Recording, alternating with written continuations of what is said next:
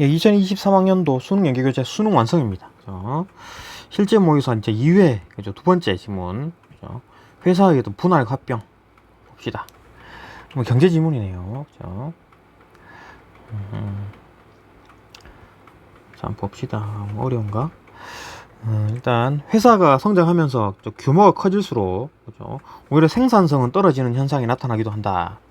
이 경우 회사의 영업을 둘 이상으로 쪼개는 것인 회사 분할은 이러한 문제를 해결하는 한 가지 방안이 될 수 있다. 반대로 회사 합병, 그죠? 회사 합병은 규모가 더 커지는 것이 이익이 될 때 이용하는 경영 방식이다. 회사 분할은 회사의 규모가 커진 후에 필요한 것이므로 우리나라에서는 회사 합병보다 회사 분할이 더 늦게 제도화되었다. 일단 뭐 성장해야 되니까. 성장 회사인 주초롱이 제과와 제빵 영업으로 구성된다고 가정하고 이를 통해 분할을 살펴보기로 하자. 분할. 만약 제빵을 떼어내 주초롱빵집을 만든다면 이를 신설회사라 하고 주초롱은 전속회사라 한다. 상장회사가 분할을 하려면 주주총회를 개최하여 출석한 주주의 의결권의 3분의 2 이상의 찬성수와 발행 주식 총수의 3분의 1 이상의 찬성수가 모두 충족되어야 결의가 가능하다. 주초롱의 발행 주식 총수가 120만 주이고 주주총회에 출석한 주주의 보유 주식 수가 60만 주라고 가정하자. 출석한 주주의 의결권인 60만 주의 3분의 2인 40만 주 이상이 찬성했다면 이 수는 발행 주식 총수인 120만 주의 3분의 1인 40만 주 이상의 찬성수에도 충족되므로 분할을 의결할 수 있다. 분할을 할 때 자산에서 부채를 뺀 값인 순자산은 분할 비율에 따라 존속회사와 신설회사가 나누어 갖는다.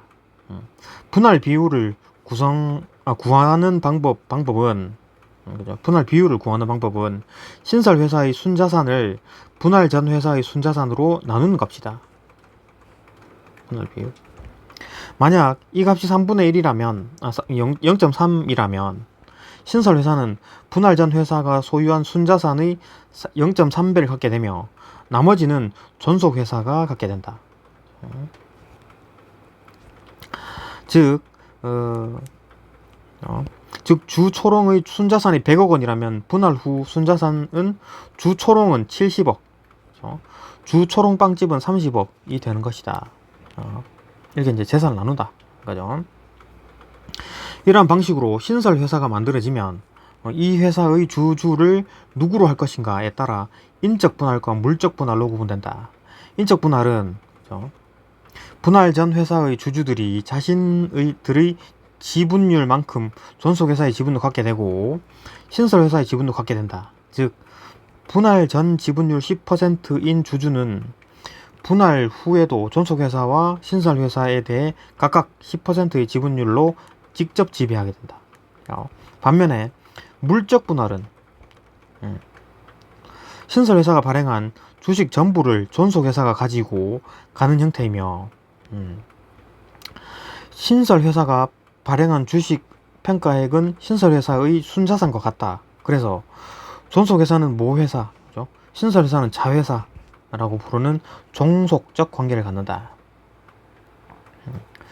물적 분할이 되면 분할 전 회사의 주주는 존속회사에 대해서는 분할 전 지분율로 직접 지배하게 되지만 신설회사에 대해서는 지분이 없으므로 존속회사를 통해 간접적으로 지배하게 된다.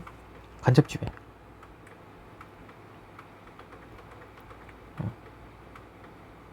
한편 회사의 분할로 인해 몇 가지 사회적 쟁점이 발생하는데 이 중에는 근로자 승계 문제가 있다. 민법에서는 사용자가 근로자의 동의 없이 근로자의 권리를 제3자에게 양도할 수 없도록 되어 있지만 상법에서는 신설회사가 근로자를 승계하도록 되어 있기 때문이다. 이러한 문제에 대해서 대법원은 상법을 우선 상법을 우선 적용하는 것으로 판결하여 근로자의 동의가 없더라도 승계가 된다고 했다. 한편 물적 분할로 인한 기존 주주의 권리 문제도 쟁점이다. 만약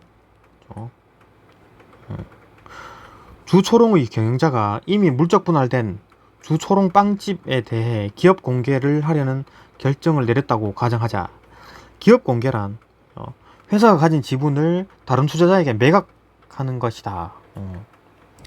존속회사 측에서 주 초롱빵집을 높은 가격으로 매각하여 존속회사의 순자산이 늘면은 주초롱을 보유한 이들의 주식의 가치도 높아진다는 점을 부각하여 기존 주주들을 설득시킬 것이다. 대신에 기업 공개 결과 주초롱빵집에 대한 주초롱의 지분율은 감소한다. 그래서 제빵 부분의 성장성을 긍정적으로 보고 주초롱을 장기간 보유하려고 했던 기존 주주들은 기업 공개에 반대할 수도 있다. 회사 합병은, 그죠? 회사 합병에 대한 얘기가 나오네요. 회사 합병은 여러 회사의 직원과 순자산을 하나의 회사로 합치는 것인데, 이 과정에서 사라지는 회사를 소멸회사라 한다. 그리고 합병에 찬성하는 소멸회사의 주주는 자기 지분의 가치만큼 관련 회사의 주식을 받게 되는데, 이를 합병 대가라고 한다. 합병의 대부분은 흡수합병이며, 이 방식은 기존의 한 개 회사가 존속회사가 되어 소멸회사를 인수하는 형태이다. 그렇죠? 흡수합병을 위해서는 존속회사와 소멸회사 모두 주주총회의 결의가 필요하고, 결의 조건은 회사 분할할 때와 같다. 만약 결의가 되었다면 합병 대가로 존속회사의 주식을 받게 된다. 한편 합병에 대해 반대하는 존속회사 또는 소멸회사의 주주에게는 주주가 회사를 상대로 자신이 보유하고 있는 주식을 되사줄 것을 요구하는 권리인 주식 매수 청구권을 부여한다. 다만 이 권리는 회사 분할이 결의되었을 때 분할에 반대하던 주주에게는 부여되지 않는다. 삼각합병도 합병의 형태인데, 삼각합병, 이는 모회사와 자회사 그리고 소멸회사 간의 합병이다. 삼각합병은 자회사가 소멸회사를 인수하지만 합병 대가로는 자회사가 아니라 모회사의 주식을 받게 된다. 그래서 삼각합병의 경우에 자회사는 소멸회사의 주주에게 줄 모회사의 주식을 사전에 보유하고 있어야 한다. 그걸 줘야 되니까. 삼각합병을 하려면 자회사와 소멸회사 모두 주주총회의 결의가 필요하다. 결의 조건은 회사 분할 때와 같으며, 이 과정에서 모회사의 결의는 필요하지 않다. 그래서 합병이 결의되었을 때 자회사와 소멸회사의 주주에게는 주식 매수 청구권이 부여되지만 모회사의 주주에게는 해당 권리가 부여되지 않는다. 조금 복잡하긴 한데 뭐 어쨌든 그죠? 되게 어려운 내용 없었습니다. 봅시다. 7번 윗글과 일치하지 않는 것은 5번이네요.